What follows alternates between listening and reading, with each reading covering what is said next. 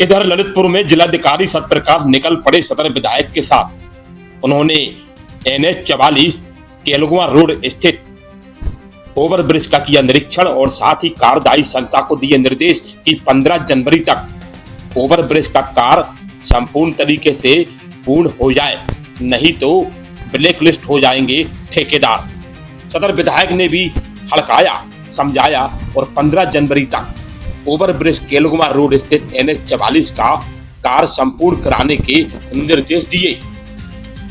तदुपरांत दोनों शहजाद नदी पुल पहुंचे।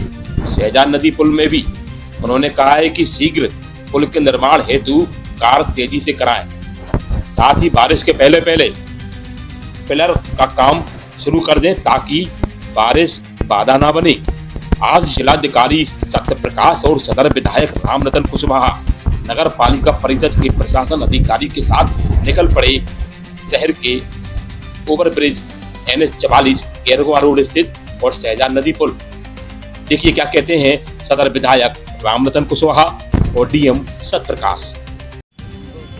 हाईवे पर हम चाहते हैं कि वो 15 जनवरी तक कंप्लीट हो, कम से कम रोड का हम प्रारंभ कर लें, हमारा ट्रैफिक डाइवर्ट हो जाए वहाँ, जिससे शहर में जो हमारी अभी बार जगह जगह समस्या खड़ी हो जाती है जाम की, तो समस्या से निदान मिले। और हम लोगों ने आज प्रशासन के साथ, DM साहब साथ में हैं, इनके साथ मिलकर के PD और उसको बुलाने का काम किया था कि आके NHAI वाले अधिकारी भी रहें और संबंधित कंपनी का ठेकेदार, दोनों को साथ लेकर के सख्त हिदायत दी गई है कि दिन रात काम करके जल्दी से जल्दी जो तुम्हें टाइम दिया गया उसको पूरा करो।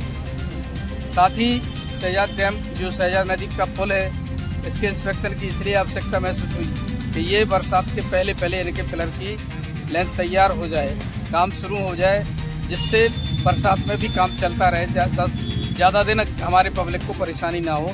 इसके लिए हम लोग पूरा निरीक्षण कर रहे हैं और कार्यदायी संस्थाओं को हिदायत दी जा रही है कि किसी भी तरह से काम स्लो करेंगे तो आपको फाइन कराएंगे और ज़्यादा होगा तो ब्लैक लिस्ट करा के दूसरी कंपनी को भी हम तुरंत खड़ा कर देंगे। इसलिए ये सब लोग समय से काम करें। हम जनता के लिए हैं, जनता की सुविधाएं बेहतर मिलें जनता को, इसके लिए निरंतर प्रशासन और हम खुद लगे हुए हैं कि जनता की सुविधा के लिए कुछ भी करना पड़ेगा तो करेंगे, लेकिन जनता के किसी तरह कष्ट ना हो, इसके लिए हम लोग जवाब दे रहे हैं। ज़्यादा नहीं बचा है, वो ज़्यादा से ज़्यादा 20% काम उनका शेष है। वो कह रहे हैं हम रात दिन काम करके उसको जल्दी निपटा दें। पुल पर समस्या नहीं है, उनका जो काम है, क्योंकि पहले समस्या थी, विद्युत विभाग के लोग हैं, अब ट्रांसफार्मर हटना है, हटेगा। हमने कहा अभी तुरंत बात हो गई, हमारे प्रशासन ने तुरंत अपने उसमें लिया है कि नहीं, जो चीज़ें हटनी हैं उनको हटाएंगे, अतिक्रमण होगा तो अतिक्रमण को भी हटाएंगे। हमें जनता की सुविधा के लिए कुछ भी करना पड़ेगा, करेंगे, बस ये तय मानो। बहुत बहुत धन्यवाद। स्थानों का निरीक्षण किया गया। जो केलगुआ जो ओवरब्रिज है उसको हम लोग का टारगेट है कि 15 जनवरी तक आवागमन के लिए चालू करा दें। उसमें लगभग 3 कोच होते हैं फिनिशिंग के लिए,